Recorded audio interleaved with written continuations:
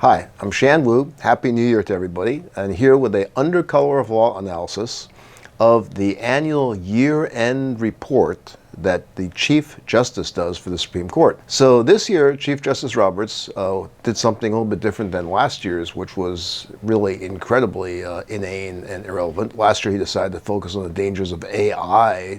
Doesn't seem to have much to do really with the federal judiciary unless AI is going to be replacing the justices. Food for thought. This year, though, he seems a little bit more worried about a number of things, really about the court's independence, in his words. I think it's more like the court's legitimacy. Take a look at what he opens with. We'll put up just his opening for you here. And he talks about the Chief Justice loves history, so of course he starts with December 1761 for the year-end report in 2024. And he's talking about how the King of England at that time wanted to strip away, and did strip away, the life tenure of judges. And Justice Roberts, Chief Justice Roberts, says that, quote, the King's order was not well received. To the colonialist, stripping lifetime appointments from judicial officers mark yet another stance in which British subjects were treated as second class. It's the idea that the judges would answer entirely to the king. So gosh, what is the Chief Justice worried about here? Is he actually worried about losing his life tenure? Probably not. His point that he eventually makes after a, frankly, somewhat boring history lesson about the period of time that conservative judges seem to love the most, which is taking deep dives into the 18th century. His point is that the creation of an independent judiciary is one of the crowning achievements of American democracy and a foundational element. And he's concerned because he's identifying in his year-end report 4 threats he names to judicial independence. 1, violence. 2, intimidation. 3, disinformation. And 4, threats to defy lawful judgments. Now, all of this, I must say, is generally an example of how this Chief Justice seems really not the man for these times. I mean, the court's credibility, its public opinion, disfavorable public opinion about the court, is at an all-time historic low. And his year-end reports continue to really duck the main issues. His concern about disinformation is particularly off base. He talks about, for example, how the judiciary does not call press conferences, so it's particularly in a poor position to combat disinformation. Now, there's a question as to what kind of disinformation he's really talking about. He seems more like, oh, we can't defend ourselves against criticism of our opinions or criticisms about us. That's really different than disinformation, right? A little bit of a conclusory statement. He seems to be assuming that if there's criticism of the court, that is by definition disinformation. It's not, it's just criticism. I mean, to be fair, elsewhere, he talks about it's important to have sort of like dialogue. People should feel free to discuss in civilized ways their disagreements with courts. And he says that, by its nature, the courts are going to sometimes issue opinions that aren't popular, or he even says, sometimes even wrong. They're shown to be wrong historically. But that kind of criticism is not disinformation, and he doesn't seem to be able to distinguish between criticism and disinformation. And it also seems really inaccurate that the court doesn't defend itself publicly. I mean, in some ways he's doing that right here in his year-end report, but also take a look at the idea of what Justice Alito does when he writes editorials in the Wall Street Journal defending himself and the court's lack of ethics.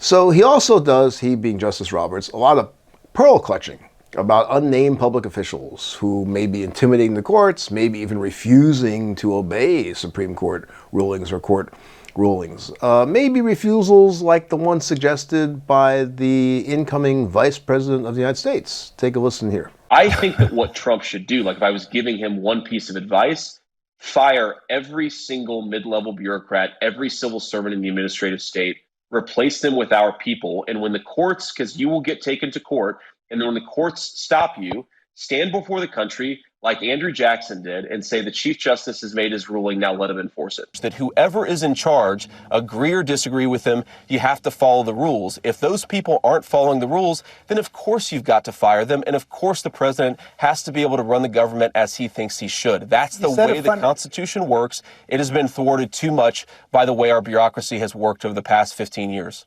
The Constitution also says the president must abide by legitimate Supreme Court rulings, doesn't it? The Constitution says that the Supreme Court can make rulings, but if the Supreme Court, and look, I hope that they would not do this, but if the Supreme Court said the President of the United States can't fire a general, that would be an illegitimate ruling, and the president has to have Article 2 prerogative under the Constitution to actually run the military as he sees fit.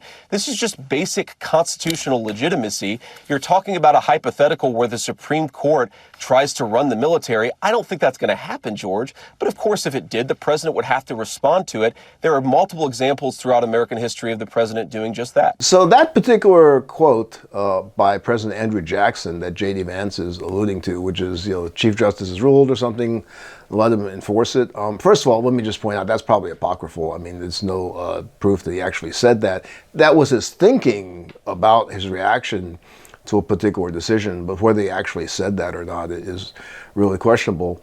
But what I want to zero in here is on the word legitimate, because both the anchor asking the questions as well as Vance uses this word legitimate. So Vance goes to one of the central understandings of what the president's power is, the commander-in-chief. He can fire a general. What if the Supreme Court said he can't fire the general? How would the president respond?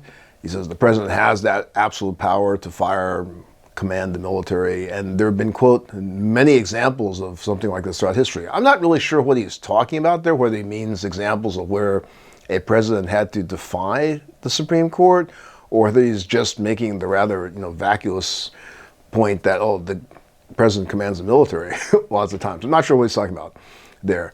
But what this is really getting at is the same thing we were talking about recently, the separation of powers. And the point is absolutely true. Supreme Court does not do enforcement. They don't run the military. They don't run law enforcement either. So how do they enforce? Well, the answer is they don't enforce their rulings. Other people enforce the rulings, and people obey them. People can be sanctioned. Courts could sanction you for not obeying a particular decision with fines and such. But at the end of the day, who's going to collect the fine? So that's what he means by the courts can't actually do self-enforcement. But it's a separation of powers issue because each branch has its own duty to perform. So let's take another look at what Roberts thinks is what their duty is to perform. Page 4 of the report, we can put that up for you. He says, at the end of the day, judges perform a critical function in our democracy. Since the beginning of the Republic, the rulings of judges have shaped the nation's development and checked the excesses of the other branches. Now that's kind of interesting because it appears in his mind only the other branches may have excesses.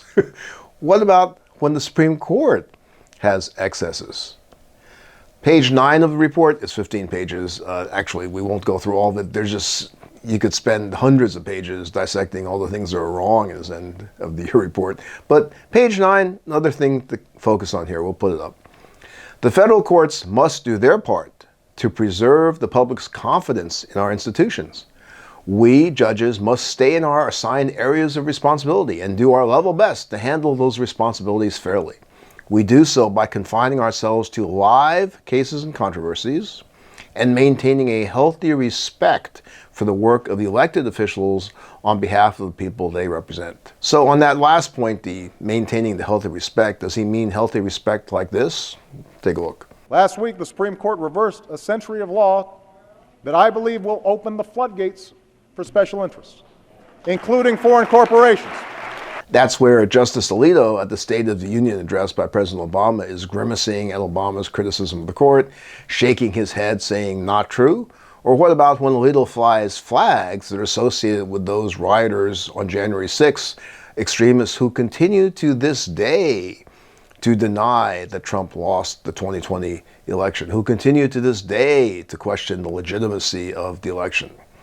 So does Chief Justice Roberts think that behavior like Alito's flag flying and his friends with benefits arrangements with billionaire benefactors, even more true for Justice Thomas, that those help maintain public confidence in the court? I mean, Justice Thomas, we've heard this before, but it cannot be repeated enough. As reported by a congressional research committee, investigative committee, since 1991, Justice Thomas has probably amassed gifts and travel worth more than $4.75 million, much of which was not reported. In The Guardian's report about that report, it emphasizes this phrase we've talked about before, and it's really an extraordinary assertion to make. Quote, "The number, value, and extravagance of the gifts accepted by Justice Thomas have no comparison in modern history," unquote. That says so much about what would be hurting the public confidence in the court. Roberts utterly misses the mark. To him, the biggest threat to the court's independence are these four threats he identifies, which are threats that, yeah, they threaten everything. They threaten people, they threaten the democracy, but his point is they threaten the court's independence. The biggest threat to the court's independence is its own lack of ethics, its failure to self-police or police at all, being compromised by money and influence, its failure to stick to his idea of "we're just putting out the opinions, ma'am," when you have Alito writing editorials, mouthing off at the president, a la Lauren Boebert and Marjorie Taylor Greene yelling liar during the State of the Union address. His year-end report really underscores the weakness of his leadership and being tone-deaf and blind. Well, maybe not really tone-deaf or blind at all. He just doesn't want to hear or see the truth that the system is gravely imperiled right now.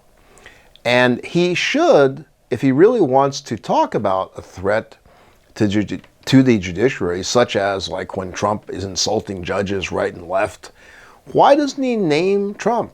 What's he so afraid of about that, rather than the unnamed public officials? He just wants to be gentlemanly about it, or he doesn't really want to take on the man that they've helped so much.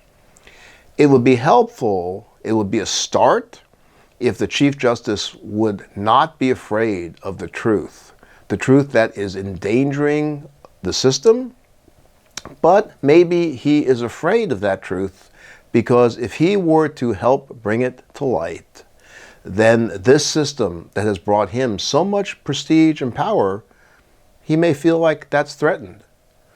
But you know something? His prestige and power at this point is coming at the expense of the freedoms and safety for everyday Americans. A little bit of a grim way to start the new year, but it's also important to bring into the light the shortcomings of these actions by our public officials, like the Chief Justice.